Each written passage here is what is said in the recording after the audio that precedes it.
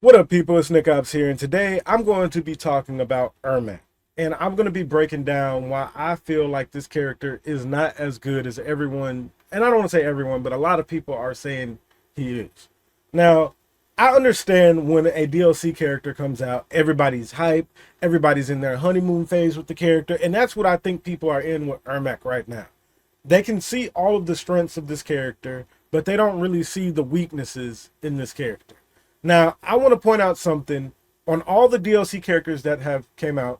I've made first impressions videos on the characters and then talking about how I feel about the characters overall. And I want to call out that I have not been wrong on anything that I've said about any DLC character so far. So, to break that down, back when what's his name came out, Omni-Man. I'm like, when Omni-Man came out, I'm like, okay, this is going to be a character that's at the lower of the top tier or the top of the high tier. I was right about that. And then we have Quan Chi that came out. I thought Quan Chi was so bad, I didn't even make a video on him, honestly. That character was so bad when he came out, he wasn't even worth a video. So that should show you how I feel about him. And then we go to Peacemaker, and as soon as Peacemaker came out, I'm like, oh, yeah, nah, this character's dumb. Like, this character is absolutely ridiculous. And then they ended up nerfing the character, so I'm not sure where he sits at now.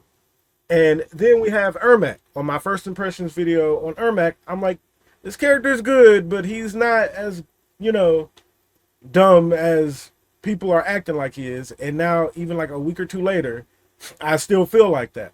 I feel like Ermac is a solid character with obvious strengths and obvious weaknesses. And his strengths kind of shadow some of his weaknesses to where it's not that big of a deal that he has the weaknesses. That's why I don't think he's low tier, but I do think he is a solid, basic mid-tier character, and there's nothing wrong with that.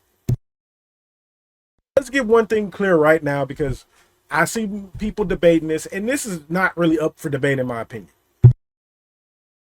That is Ermac's damage.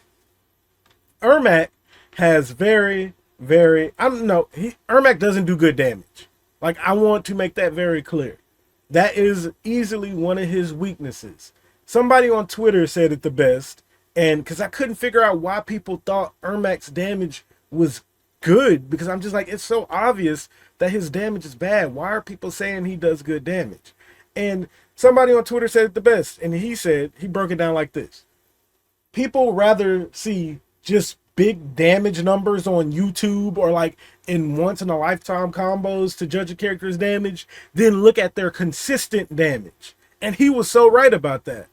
That is people's problem with Ermac. That's why people don't realize that Ermac doesn't do good damage. His damage is below average. Now, for meterless, he does okay damage, but when you get to spending 1 bar, 2 bar, using cameos into his, things like this, when you get into doing all that stuff, his damage is okay to below average at best, and that is fine. I'm not saying there's anything wrong with that, but we're gonna call it for what it is. His damage is not amazing, and that's okay. That is a weakness, in my opinion.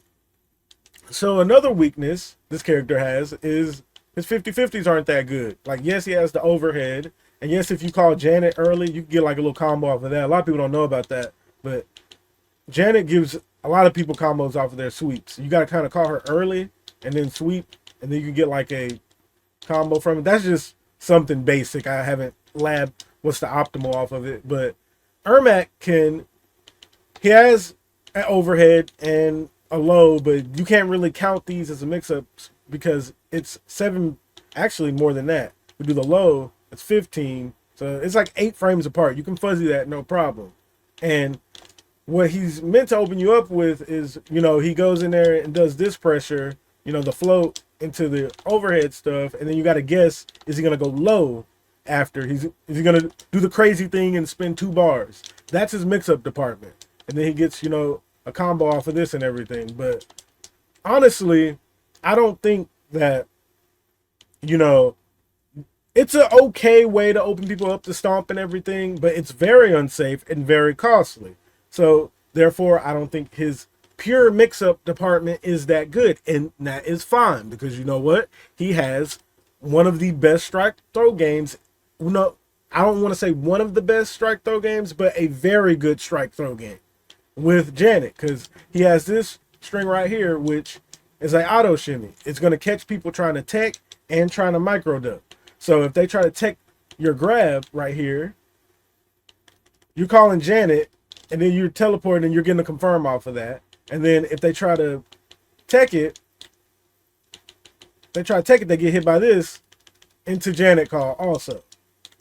And why I'm talking about Janet is because Janet is easily his best assist from what it's looking like so far. And when you call him out, when you call Janet out with all of this, you get decent damage off of the strike throw game. So it kind of doesn't matter that his mix-ups aren't good, because that's not how he's supposed to open you up. So let's break down, let's talk about all of his strengths and all of his weaknesses. We're not going to talk about them, but we're going to go over each one a bit, like go over what it's called and everything. We have on Ermac, we can classify Ermac as a rushdown character with below average damage, with not that many mix-ups, but a good strike throw game to make up for it, with good neutral buttons, and that's about it. He doesn't really offer much more to the player besides what I listed, and it's about an even amount of strengths and an even amount of weaknesses. That's why I think he is a mid-tier character. And I know some people might disagree with that, and to all those people, I just think you're in your honeymoon phase, because when you're looking at a character who is top tier, because I'm seeing a lot of people place this character like top 10, this, that, and the other, because he does have good tools, like I said, the strike throw, the amazing neutral buttons with this right here, and the cancels. So when we look at that, decent neutral buttons, cancels, strike throw, that's Ermac. That's his archetype right there. Let me break it down one more time. Decent strike throw, because he can open you up with the strike throw game. He has, when we break everything down, he has the strike throw, the buttons.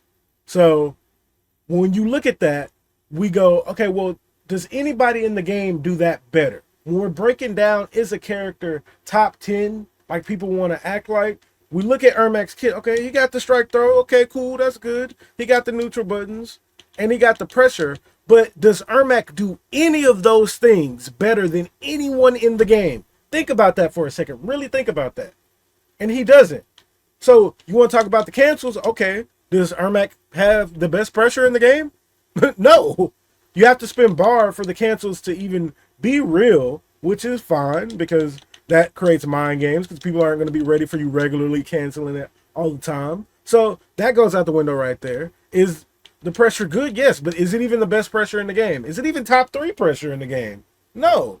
So then we talk about the strike throw game. Now this could be argued that he has one of the best strike throws in the game, but is it the best strike throw in the game? Does Ermac apply the scariest strike throw pressure out of anybody in the game? And in my opinion, no, he doesn't. You could argue that Liu Kang has like the best strike throw in the game.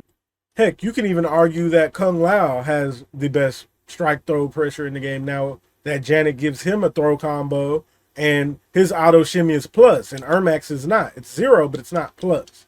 So again, just breaking down, even with Ermac's strengths, he doesn't do anything the best in the game. So why are people so convinced this is like a top 6, top 10 character when the way he plays, nothing he does is the best out of anyone? And he's not even a jack of all trades. He's not. So I don't get why people are acting like, well, he's kind of midish to on the higher midish of what he does in his kit, like everything he does. And we forgot to break down the last thing, the neutral buttons. Yes, his neutral buttons are amazing.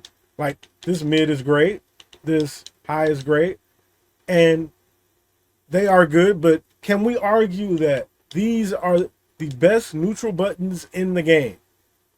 No.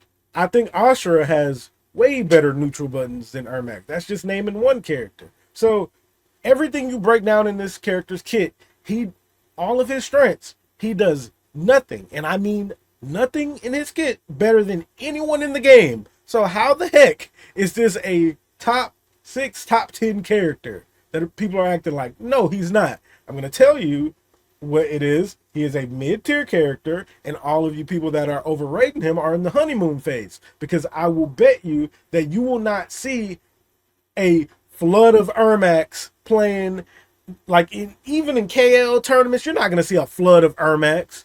You're not going to see a lot of Ermac when, you know, the next two DLC characters come out. Heck, you're not even going to see a lot of him in the next 2 weeks, in my opinion, because he's not good enough. He doesn't carry hard enough for people to want to play him like a actual top tier character. You couldn't get away from seeing the freaking Peacemakers until the nerf, but this is not a actual top tier character, so he will not be presented across the board in playtime or anything like an actual top tier character, because people are wrong when it comes to this character. He's just mid, and that's okay. I keep saying it because I'm not saying the character needs changes or anything. Give him changes at all. I'm saying he is a mid-tier character, and that's fine. It's okay for a DLC character to come out mid. Do I think it's okay? No, but it is okay. I personally feel like every DLC character should come out very strong, and then if they have to nerf them, you know, to get them more balanced, that's fine. I'd rather them start off really strong than really weak. People need a reason to play them, and at the end of the day, there is no reason to play Ermac unless you just think he's cool. Tools wise, it doesn't matter what you like and your feelings and this and that and the other. If you're looking at a character in pure form of tools, there is no reason to play Ermac over a lot of characters in the game, unless you just like him. And if you like him, that's fine, but that doesn't make him a top tier dumb busted character. He's okay. And that's basically what I feel about Ermac. And yeah, that's about it. I covered all his strengths. I covered all his weaknesses and everything. I still feel like he's a decent, solid character, but I just feel like the community is overrating him because he's very cool and they're in the honeymoon phase. I think he's decent. So, broke down why.